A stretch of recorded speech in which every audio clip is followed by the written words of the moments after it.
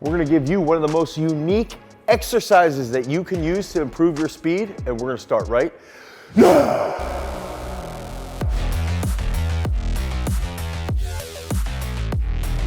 All right, so when we're training speed, we've got to look at the lens of the speed world, okay? And if we can just break it down real quickly, if we're looking at the track world, okay, there's gonna be the start. So we have to be really, really explosive, really strong out of the starting position, okay? Then there's gonna be the first 6 to 9 strides. If we're running a 40, we're typically gonna get 6 to 8 strides through that 10 yards, okay? Then at the 20 yards, we're typically gonna be about 10 to 11 if we're very, very fast. Probably gonna be 11 and 12 if you're a high school kid. And so we need to think about that as the drive phase. That's where acceleration is going to occur. And then that last 15 yards, if we're looking at the 40, is gonna be just trying to hold that, maybe accelerate a little bit more, but sort of just hold that speed as we work through the last portion of that 40-yard dash. And that's gonna be similar to running the 100. We're gonna accelerate through about 30, 35 meters, and then from 35 meters to 75, around 80, that's when the best in the world start to die off, and then you just try and maintain that. So it's looking at the start, the drive phase, and then maximal velocity. When we're trying to think through that lens,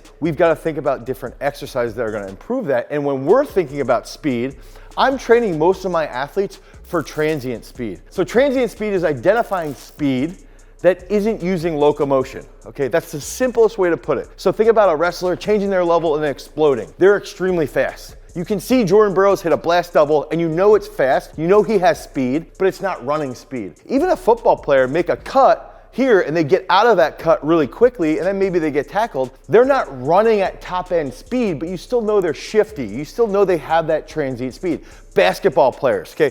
Basketball players crossing somebody up, you see their footwork. You know that they're moving rapidly. So that's what transient speed is. So when I'm training most of my athletes, we're building that transient speed. And that's where this unique exercise is gonna come into play. Is we've got to think through the lens of the track world and then think through the lens of the transient speed. And then we're gonna give you that number one unique movement to help improve all that speed. But first, I'm gonna give you 3 other ones. Okay, so that first awesome exercise is going to be a drop lunge that's weighted. Now, when we do this, I'm gonna demonstrate it without actually showing you how to do it weighted first. So if we have beginner athletes, we wanna teach them how to hold positions in that split position.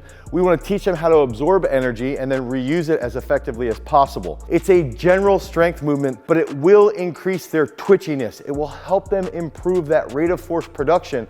And if we're thinking about coming out of the blocks or coming out of a cut, this is gonna help that. So this is going to be a drop lunge. And if we're here, we're just gonna go boom, up, boom, up, boom, up. Okay, that's a simple movement. You can teach 5th graders how to do that. It's easy, okay? And it might not be perfect at first, but iron it out, help them with their technique, help them with that force absorption, help them with that trunk control. Now, if we're working with kids who are in 9th, 10th, 11th grade, we might start to implement something like this, where we're doing a drop lunge here, boom, up, boom, up, okay? So we add a little bit of that weight and we get a little bit more precise. There's a little bit more force and there's a little bit more coordination, and we got to hold that trunk control. Dynamic trunk control is key. So use this movement, 4 or 5 sets, 3 to each leg. Focus on the speed, focus on that force absorption, and that's a great exercise, but it's not as good as the next one. Okay, so this next movement is gonna be something that, again, is gonna trigger that dynamic trunk control, and this is gonna be really helpful for the drive. It's gonna help your glutes and your quads coordinate together rapidly. And we're gonna throw a movement in at the end to really help with that trunk control at the top, okay? And that's going to be a step up into a hip lock. Now, what I wanna see is if I'm here, okay, I wanna think about my glutes, drive through my full foot, okay? And I wanna think about my quads. So I'm here, and I can even get a little bit of a drop into it. Here, boom, boom, and hold, okay? Boom, boom, and hold. We wanna squeeze the glute at the top at hip extension. We wanna squeeze the quads. Okay, if you watch somebody come out of the start, if you watch some of the best 40-yard dash guys at the NFL Combine, that first step is their knee and their hip are fully extended. And when that happens, they're in line with their trunk. And that's what we wanna feel here on this step up. Now, I could add in, to make it a little bit more complicated, a goblet position. So if we use our example of kids in 5th, 6th, 7th grade, you can use a box a little bit shorter than this, okay, and don't use any weight. Just teach them the mechanics, teach them how to move. If you have someone who's a little bit more advanced in high school, you put them on a little bit higher of a box and you put a weight in their hand, okay? It's simple. It doesn't need to be overly complicated. Actually, I'll just demonstrate this because I'm probably gonna do it. Boom, boom. I can see right there, I'm falling to my right, okay? Boom, boom. There we go. One more. Boom, boom. Oh, and you have to make those noises as well. But one thing you'll see with high school kids is they'll favor one side over the other. So when you're using unilateral movements, you can try to iron that out, help them be aware of that, so that when they're driving, they're not falling to one side, which in turn will lead to shorter strides, potentially. So use these exercises to help improve their technique, help improve their coordination, build them up over time, and now that's gonna take us into the next cool movement. Okay, so this third sweep movement, and this isn't the unique one. This is still unique, but not as cool as the best one, so stay tuned to that. This is going to be a single leg squat to a box. So watch this. We're gonna use our garage strength single leg squat stand. This is available at garagestrength.com. This thing is indestructible. We've done single leg squats at 500 pounds on this, rapid rate, single leg squats at 440 with some Olympians, and this thing holds up all the time. Then we got our balance pad here. Pick those up at garagestrength.com. But what we can do, we can get here. Now watch. I'm gonna do a very simple movement here. Remember, I'm giving you guys like the bare minimum, and then I'm also giving you the next advanced level. So if we have a kid who's in 5th grade, 6th grade, 7th grade, they're starting to learn how to move. We can just do a single leg squat where we're here. Okay, no falling all over the place, no stutter stepping. We just wanna go touch, drive, okay? Touch, drive. And we want to try and feel over time as they come forward. We want them to try and feel their hamstrings and their glutes a little more as they come forward. Okay, touch, drive. Now, I'm going to make this interesting. I want to go raise my heel. So if I have somebody who's in 9th, 10th, 11th grade, they're a little bit more advanced.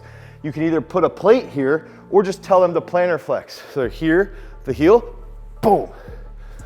Come back, boom, boom. Come back, boom, boom. Come back here, boom, boom, and keep that up. And now they're gonna really start to feel that hamstring and that hip extend forward. Okay, so use those to improve the start and improve the acceleration. And that plantar flexion is gonna help with their overall coordination. Teach them where this is gonna work. It's gonna help from the start. It's gonna help during the first 6 to 9 strides. Help them feel that when they're doing these movements. You can get to the point where if they're training for 6 to 8 months, now you can start to use contrast methods, doing an exercise like this with their 10-yard sprint or their 20-yard sprint. Now we're gonna get into the number 1 unique exercise that you can use to improve your speed. Okay, so this next exercise is one of my favorite movements for speed-based training because it increases your overall proprioception and it increases your potentiation. Okay, so when you're actually using this, you can feel things a little bit better because of the way the load is placed on you. And we're gonna use our PowerLastics. We're gonna have an HAF band and our strength band. These are available at garagestrength.com. Pick these up along with that single leg squat roller. So this is gonna be the really advanced band. This is very, very heavy. Most high school kids can't even handle this. I'll demonstrate how I like to use it. What I'm gonna show you is it's gonna help you really feel the tension that you need in your glute and in your quad. It really, really exacerbates that overall feeling. And we're gonna start with doing the banded step up just with the strength band. So now one unique part here is that we've got these loops, okay? So we have these handles. This can be for your hands or your feet. That's what makes it so cool, is that we're gonna go here, okay? I'm gonna put that around my foot.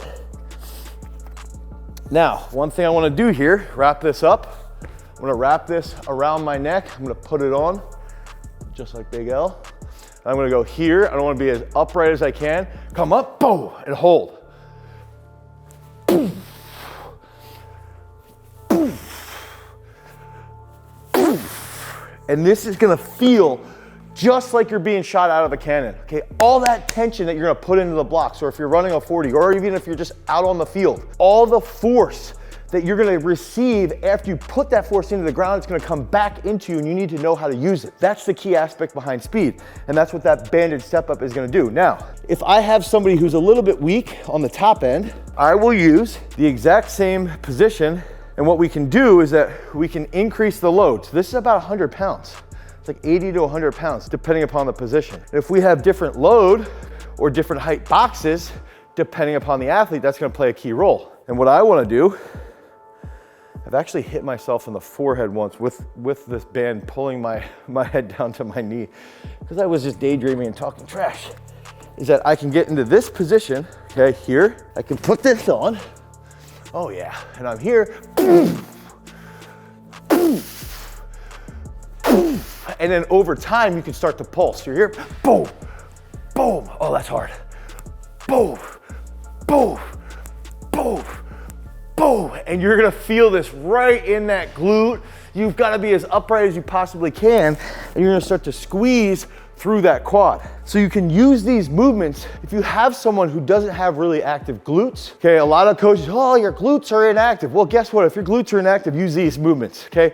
This is gonna help develop the second largest muscle on your entire body that produces an absolute ton of force. So if you learn how to feel the glute, then you can learn how to fire it at high speeds, and then in turn, you can improve your transient speed, and you can also improve your overall max velocity. If you guys need help with your training, head over to peakstrength.app, the Google Play Store, the Apple iOS Store. You can download the app for 7 free days of training. You can go and say, I want to train to be a baseball player. I want to train to be a quarterback. I want to train to be a shot putter. You can fill that out, put in the exercises that you like to use, put in your maxes, your PRs, and your peak date. And if you don't like it, within those 7 free days, you can cancel at any time. The worst thing you can do is to do nothing. So download Peak Strength today so you can get on that journey to attaining your peak strength. Because remember, freaks, if you guys want to become a champion, you've always got to cultivate your power.